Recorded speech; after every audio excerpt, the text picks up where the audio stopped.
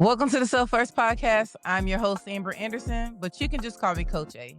This is a space for growth, healing, and wholeness, learning to love others, but not losing yourself. And we are here today for another episode of a mini series that I've wrapped up the year with called Seed the Shift. A few weeks ago, we talked about clearing the ground, getting ready to plant, making room, releasing things in 2025 so that you can make room for the things that you desire in 2026. That was week 1 of Seed the Shift. Week 2, we talked about the planting. What are you going to plant? What are you putting in the ground right now that you desire to harvest in next year? We talked about the quietness of planting. No one's cheering for you when you're waking up at 5 a.m. to tend to the seeds that you put in the ground. No one's cheering for you until they see your harvest. So how quiet it can be in your planting time. However, how absolutely necessary it is if you desire to harvest. What are you willing to sacrifice? What are you willing to put in the ground? What are you willing to continue to push up through the mud, the dirt, the soil? And then in this week, which I'll be honest was supposed to be last Wednesday, but I told y'all a few weeks ago, I've been dealing with some things. You see me in front of the screen and you can see my smile and you can see me push through, but it takes a lot behind the scenes for me to get to this point of pushing through. But I made a promise to myself. I've had moments in this last week of wondering, am I letting others down when I can't stick to the plan, when I can't stick to the Wednesday 6 a.m.? And maybe not, but that's not what moves me, because self first for me is truly self first. And the thing is, I feel like I'm letting myself down if I can't finish what I started. So what I've done is I listen to my body. I listen to myself. I don't push boundaries that I can't go beyond. However, I try to create boundaries that allow me to get back into position so that I can continue to finish what I started. So I love that I get to continue to grow and continue to be and continue to learn through everything that I do in life, even with this podcast of Self First. So here we are. It's a week late, but it is the third part of the Seed the Shift series. And today, I think today is the most important one of all, because we've cleared the ground, we've released some things, we've started putting some seeds in the ground, we're planting, and you don't know how long it's going to be before your harvest shows up. But what you need to make sure is that you're ready for it, that you're in position for it, that you can handle it when it comes. So this part of the series, we're going to talk about positioning yourself to receive the harvest. Are you actually ready to receive? And understanding there is a total difference between readiness and desires. We can desire it all day. We can put the seed in the ground of our desires all day. But are you ready for it? It's time to get ready. Here's the question that we often avoid. If what you prayed for showed up today, right now, can you actually handle it? I can say yes to some things. And if I really want to dig, it might be a couple of things that I need to say, I don't know if I'm even ready for that. And if that's the case, then I might need to ask myself, why waste the seed when you aren't even ready to receive it? So this episode is about positioning yourself to receive and stewardship when it comes to the harvest you are asking for. So lock in, stay with me.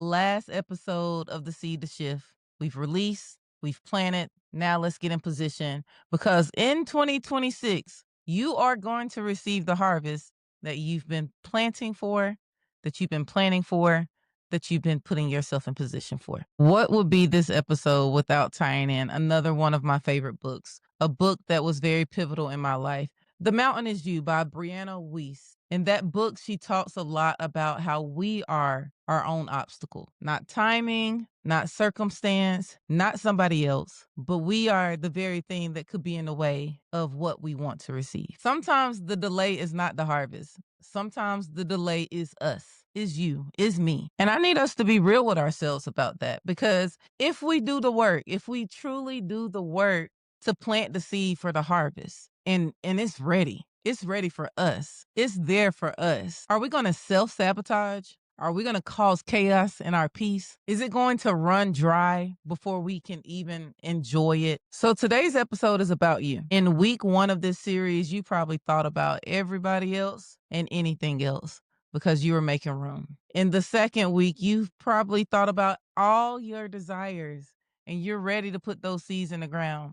and you've done the work to put them in the ground. But today is so important and vital because what was supposed to be your blessing can be your burden if you haven't done the internal work to prepare and position yourself for your blessing. If the very thing that you were praying for, asking for, desiring, planting for showed up today, would you be overwhelmed? Would you be ready? Would you know how to care for it? Would you know how to tend to it? Would you know how to hold on to it? Because wanting something isn't enough. Wanting something doesn't mean that you're ready to sustain it. A harvest always brings responsibility, exposure, maintenance, and accountability. If you know anything about a garden, your harvest will rot right there on top of the ground that you prepared it for. If you don't maintain it, if you don't maintenance it, if you don't take responsibility for it, and if you don't hold yourself accountable to it. God doesn't just give us gifts. He gives us responsibility with them. God don't just give you a house and then be like, oh, there you go. You got responsibility that comes with that home. You got maintenance that comes with that home. That home will absolutely expose you if you're not ready to take care of that home. You got accountability that comes with that home. Same way with your children, same way with your job, same way with your vehicle. Every gift that you are given comes with responsibility. And a lot of times we can't handle the gift because we can't handle the responsibility because we haven't done the internal work to heal and setting boundaries. Self-sabotaging is real, y'all. Self-sabotaging happens when the internal self has not caught up with the external desires. So ask yourself this: where do you desire growth but resist the responsibility that comes with it? What am I asking for that requires a more disciplined version of myself? Think about it. Because you're asking for certain things. We do it because it's a desire, right? Why wouldn't we ask for our desires? We're asking for certain things, but are we disciplined enough? And we probably know the answer yes or no because we probably asked for it before and we might have even got it. We might have received it, but we lost it. It didn't last long. We destroyed it. We sabotaged it. And it's because we haven't undone old patterns. We're going to talk about it. It's because the same old patterns started to show up. And boom, there it goes, gone. It became a burden instead of a blessing. It became temporary instead of a harvest. This is my question. Can you care for what you're planting? If you cleared the ground for a relationship, if you planted seeds for a healthy relationship, have you prepared yourself for who you need to be once that relationship comes? Look, I'm not just talking to y'all.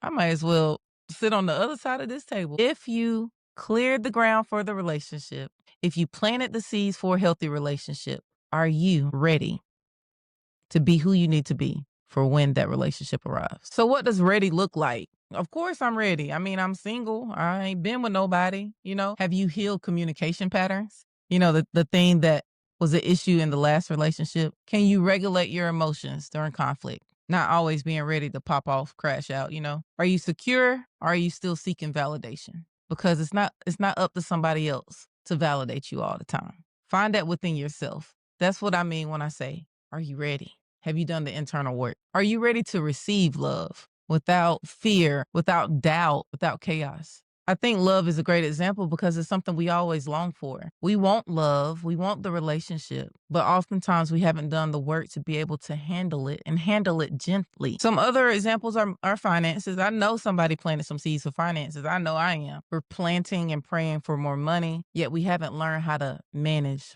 what we got. I think the word tells us when we're faithful over the few, he'll make us ruler over many. Even God be wanting us. You're planting and praying for leadership and positions without emotional maturity, praying and planting for peace without boundaries, praying for growth without discipline. So the seeds are there. We can put the seeds in the ground all day. We can tend to the seeds, but if you aren't tending to yourself in the midst of tending to the seed, what are you going to be able to do with the harvest once it comes? In our last episode, we talked about systems and how we create systems as a form of protection. With the right systems, you can maintain the harvest. Systems are going to hold you accountable. Systems are going to create the discipline. You put a seed in the ground for an increase in your finances. A system will be a budget because you all know that money goes as fast as it comes. Without a budget, your harvest can feel light when it might be full and plenty. But because you didn't know how to manage it, because you didn't have systems in place like budgets, your harvest didn't last. Systems look like boundaries when it comes to our relationships. Without boundaries, that relationship that was meant for your good could easily be a disruption. But with the right boundaries, it can truly be peace. It can truly be beneficial. It can truly be the very thing that you're asking for and that you can sustain. Systems look like routines. You have a specific health goal that you are planning for, that you want to harvest in 2026. Your systems, your protection looks like the routines that you create that allows that harvest to flow in your life in the direction it's supposed to. Your routines as you get up in the morning, or your routines before you come back in the home, or your routines in the home. Routines is definitely a form of preparing yourself for your harvest. A harvest without systems can become overwhelming instead of life-giving. A harvest without systems can be a burden instead of a blessing. What systems do you need to build before the blessing arrives? Think about it. What are some things that you need to put into place now that will give life to the seed once it becomes a harvest, that will give life to you and your harvest? Are you just relying on hope instead of preparation? I hope for this. I hope it's my season. This is my season. In due time. All the talk, I mean, it's all good. It sounds good. We all say it. I'm gonna say it. It's my season. It's my winning season. It's one of my favorite songs. It's my winning season. It done got me through some times in life. But am I just hoping for it because that's what the song says? Because that's what at some point it gotta turn around for me? Or am I preparing for it? Because once it becomes your winning season, when it's right there in front of you, have you prepared for it? Can you handle it? Can you hold on to it?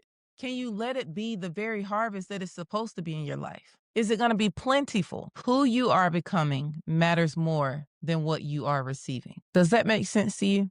Who you are becoming matters more than what you are receiving. What you are receiving, what you are asking for, what you desire, it's a thing. And we all want it. We all desire it. The harvest is beautiful, but even greater than that is you. The healed you, the whole you, the you with the plan, the you with your systems, the you that's ready to care for and receive the harvest that was intended for you. What good is a harvest without a you that's ready for it? What good is a blessing without a you that can hold on to it? We have to do the self work. Look back over your life and think of the things that felt good, that felt great, that felt like a blessing, that is no longer here. Was it at the hand of yourself? Self-sabotaging. Doing the self-work, y'all. Like breaking cycles. The thing that you're planning for right now, have you planned for it before and you got it?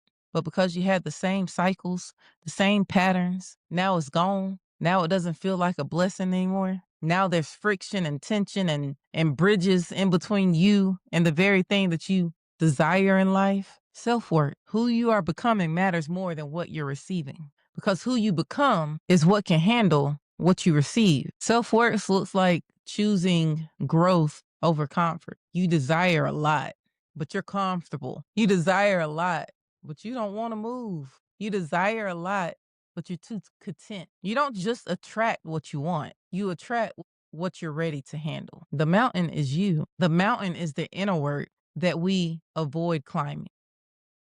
I got some questions for you, but I'm gonna say them to me because I'm asking myself these same questions. What part of me still needs healing before elevation? We are just a day from a new year. Who doesn't want to go higher? But how high can I go unhealed? Think about a hot air balloon. I don't know a lot about a hot air balloon, but I know if there is a hole in it, if there is something that's unpatched, unbandaged, unhealed, it's not going to go too high. It's going to fall back down. What patterns do I repeat when things become uncomfortable? Who I am becoming matters more than what I'm wanting to receive. We've cleared the ground. We released what needs to be released. We've planted for what we want to harvest in 2026. Please understand that positioning yourself is such an important part of the process. Sometimes God is not withholding the harvest. Sometimes he's protecting us until we're ready to carry it. Because a harvest